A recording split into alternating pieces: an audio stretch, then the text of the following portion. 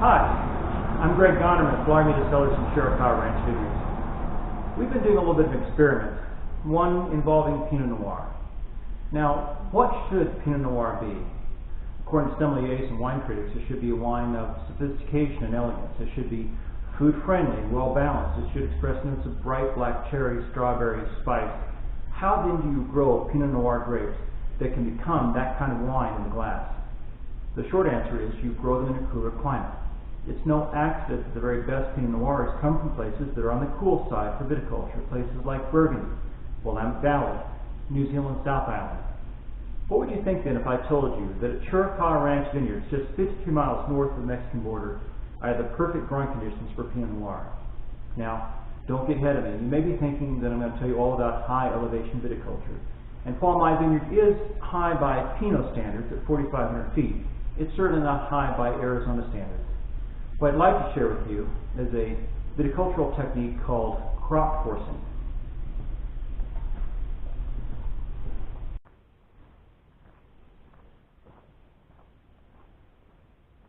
So, what is crop forcing?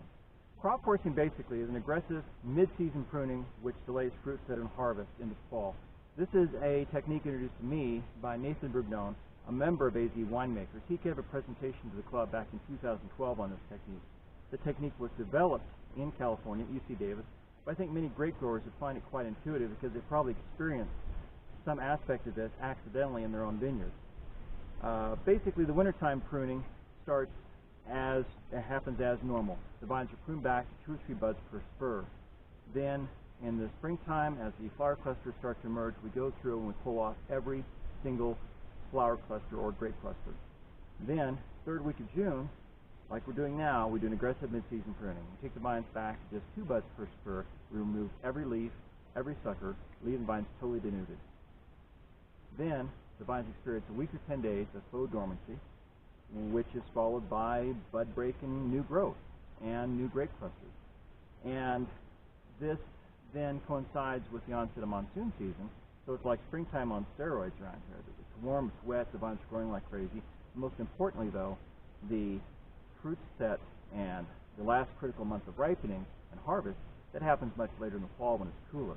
The objective is to produce cool climate varieties well in a warmer climate.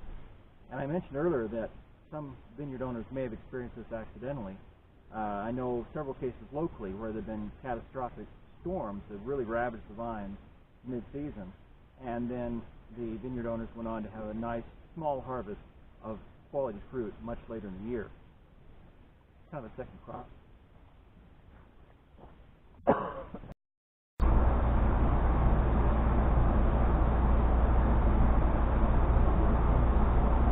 So that's what crop forcing is all about.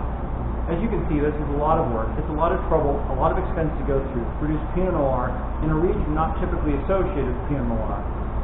But have we achieved results similar to better quality Pinot Noirs from Oregon, New Zealand, and France? I think that we have, but I'm like a proud parent. I can't exactly offer an objective evaluation. Ultimately, you'll have to be the judge. We'll be releasing the 2017 vintage to wine club members in early 2019. I hope you enjoy it.